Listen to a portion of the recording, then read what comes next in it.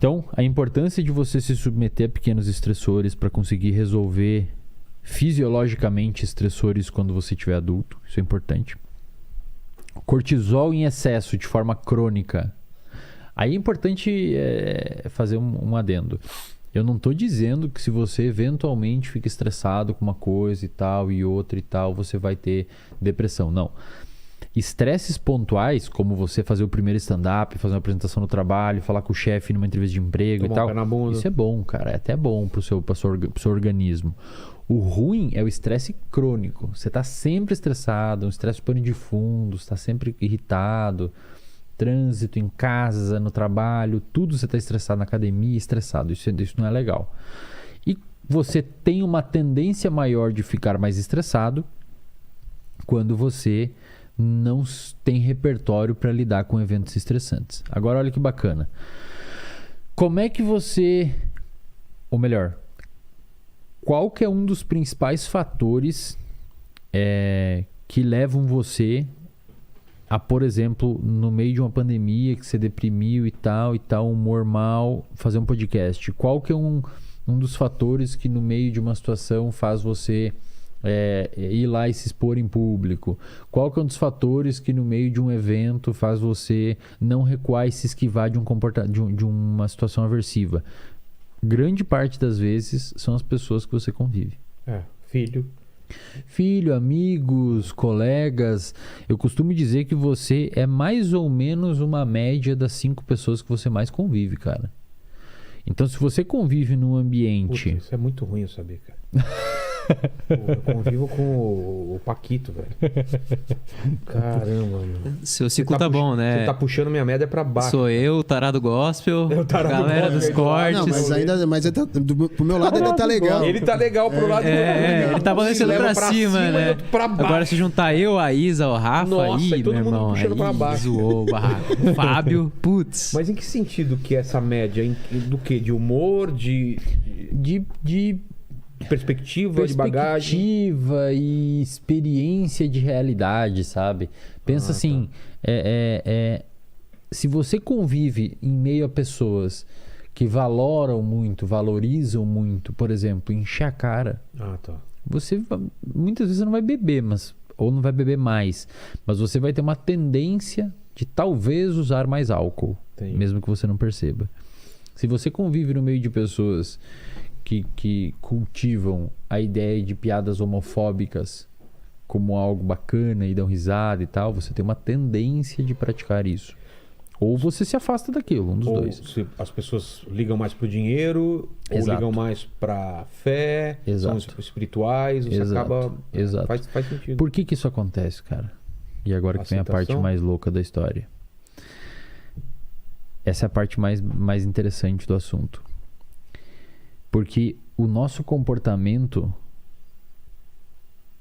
ele é selecionado pelas consequências do nosso comportamento.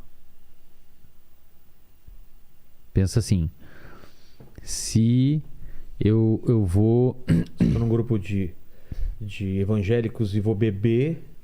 E a galera me pune. Fala, não faz isso, velho. Pegou mal pra caramba, você não vai andar com nós e tal. Você para de beber. Porque o comportamento de beber, então, você bebeu, você fez um comportamento. Certo. A consequência que isso gerou, que foi o seu amigo falar, para com isso, você tende a... Entendi. Assim, pela mesma razão que o seu filho foi no nível mais alto, ele curtiu, ele vai de novo. Porque foi legal. Exato. Então, só que aí que tá. Uma das coisas que diz o que é legal e o que não é o que uma filosofia da ciência que a gente chama de behaviorismo, não precisam saber o que é isso, mas chama behaviorismo, uma das coisas que atribui o legal e o ruim aos nossos comportamentos é o que a gente chama de comunidade verbal. O que é isso? As pessoas que você convive. Então, por exemplo, se você está dentro de um contexto religioso, a comunidade verbal, as pessoas dentro do contexto religioso, elas vão dizer para você que tal coisa é legal e tal coisa não é. Outro grupo pode dizer o oposto. Não, isso aqui é legal e isso não é. Então, digamos que você está dentro de um contexto religioso onde beber álcool não é bacana. Então, Então, beleza, a comunidade que você convive, as pessoas que você convive, tá falando, cara, não bebe álcool porque não é legal. Então você começa a ver o álcool de uma forma diferente. Mas aí você tem os amigos da balada, Que é o contrário. fala, cara, é maneiro. E aí você fica na... Aí você, por meio de valores e tal, você vê o que faz mais sentido pra você.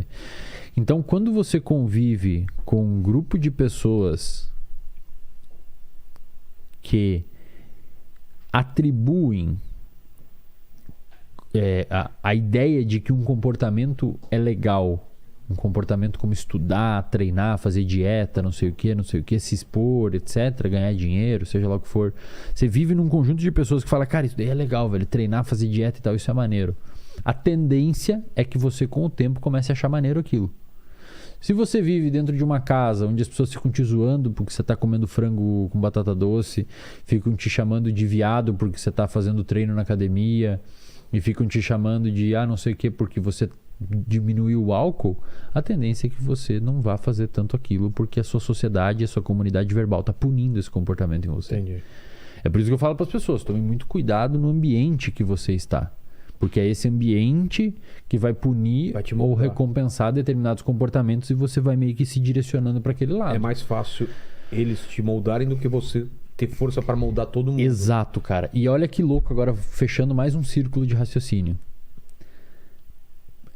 Por isso que talvez muitos pais, quando a gente falou lá no início das crianças, devam ter falado assim, pô, mas eu tento, Wesley, fazer isso, mas meu filho não quer porque os amiguinhos estão dentro da internet. Então, como é que você muitas vezes vai tirar esse contexto se para a sociabilidade da criança é importante estar toda hora no TikTok, saber quem é o americano no TikTok que está fazendo a dancinha não sei o quê. Para ela se sentir inclusa dentro do grupo fora da internet, ela precisa saber o que está acontecendo ali dentro da internet. E como é que faz? Esse pesquisador que escreveu esse livro, A Fábrica de Cretinos Digitais, ele dá algumas sugestões. Ele fala assim, cara, é muito difícil você tirar telas de crianças, rede social, etc. Mas seria interessante, aí envolve um esforço dos pais também, criar limites. Então, Claro. cara, na hora que você tá almoçando... Você tem limite pra não, tudo, brother. né? Na Por hora que não que vai você ter tá- também Na pra hora isso? que você tá almoçando, não. É. De noite, próximo horário de dormir, não. Porque muitas vezes acontece o oposto, né? A criança tá enchendo o saco, você dá a tela pra ela ali, tira o seu da jogada. Então, é um ponto de visão, que vale a pena as pessoas começar a jogar a sua atenção. Que o contexto onde você vive, o ambiente onde você vive, tendem a atribuir valor ou não valor a determinados comportamentos que você tem, e no seu cérebro isso gera recompensa. Então, se você faz alguma coisa que o seu grupo acha legal, pim, no seu cérebro uma recompensa. E aí você tende a continuar executando aquele comportamento até eventualmente se transformar num hábito. E é importante você não se esquivar e se submeter a pequenos estressores, senão a coisa pode ficar feia. Eu tenho um plano, um produto que eu vendo na internet chamado Reservatório de Dopamina. É um clube de assinatura e onde eu posto aulas lá. Na verdade, hoje já virou quase uma Netflix. Assim. A gente tem aulas minhas, tem aula de nutrição com o professor, tem aula de finanças, tem cozinha básica, tem saúde mental, um módulo só sobre saúde mental, tem um módulo de psicofarmacologia, tem várias coisas. E eu fiz uma aula lá dentro, que é a aula mais assistida até hoje, que o título dela é Como a Sociedade Emburrece a Concorrência. E nessa aula eu uso esse raciocínio que eu apresentei aqui para mostrar para as pessoas que hoje, e muita galera me critica quando eu falo isso, e muita gente acorda quando eu falo isso, eu falo que hoje, cara, nunca foi tão fácil você se destacar em alguma coisa. Pensa assim, cara, hoje se você é uma pessoa que chega no horário... Verdade. Putz, verdade. Se você faz o básico... Se você já lê está- um livro por semestre do conteúdo que você trabalha, então, sei lá, você trabalha de RH numa empresa. Cara, se você lê um livro de RH por Você tá na frente semestre de 90%. e você chega no horário e não sai antes do horário, você está na frente de 95% das pessoas.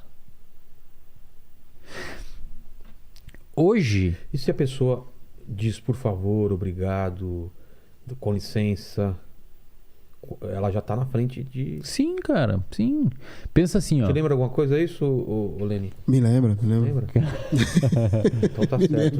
Não é, Paquito? Cara, pensa assim, ó. É interessante ver essa reflexão.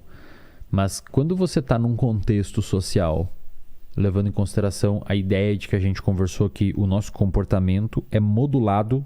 Essa frase é muito foda, cara. As pessoas têm que entender essa frase. Coloca aqui no comentário aqui embaixo essa frase pra deixar pra galera curtir, subir ela e deixar ali pra todo mundo ler, mesmo quem não assistiu o vídeo inteiro. Nós somos sensíveis às consequências dos nossos comportamentos. Isto é, você se comporta e a consequência que o seu comportamento gerar muda você. Então, se você vive num contexto, num recorte dentro da sua faculdade, dentro do seu trabalho, onde o legal é você matar o trabalho na sexta-feira, onde o legal é você sair na terça-feira e chegar ressacado no outro dia, você é fodão porque você saiu ontem e chegou bêbado hoje trabalhar de manhã, você é legal porque você usa droga, você é legal porque não sei o que, você é legal porque é assado, porque assim, porque lá. Quando um contexto social recompensa esse tipo de comportamento, você é cool porque você se atrasa. É legal, você se atrasa. Você é fodão. Pô, velho.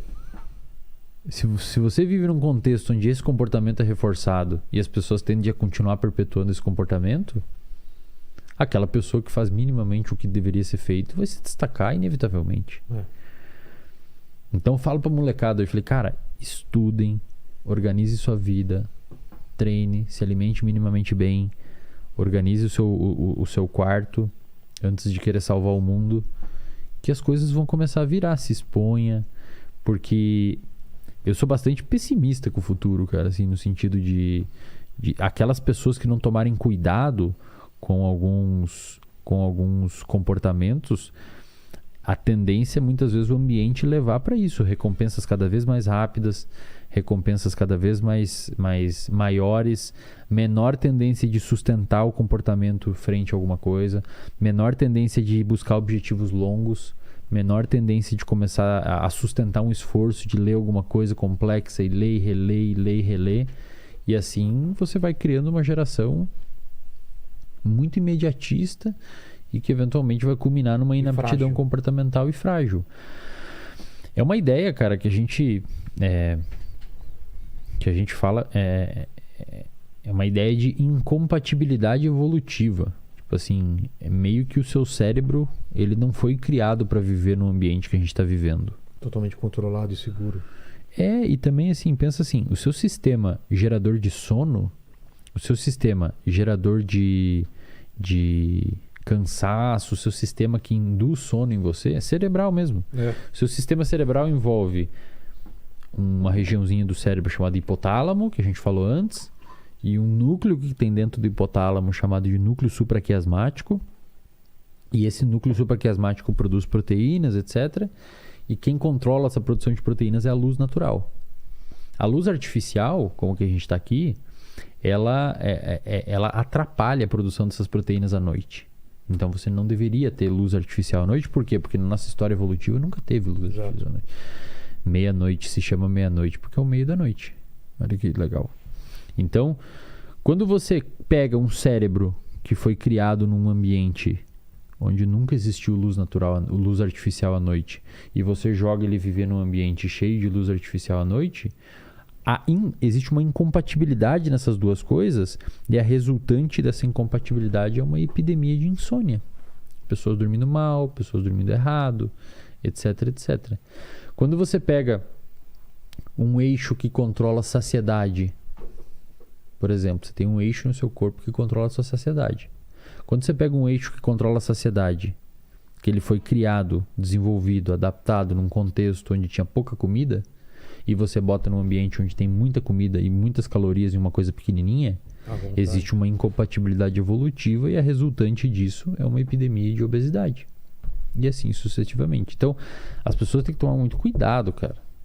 Porque é quase como se o nosso comportamento fosse um carrinho de supermercado com uma rodinha quebrada. Ele tá indo para um lado, assim. Se você não corrigir o curso... Não corrigir o curso, vai caminhar para um lado perigoso, assim.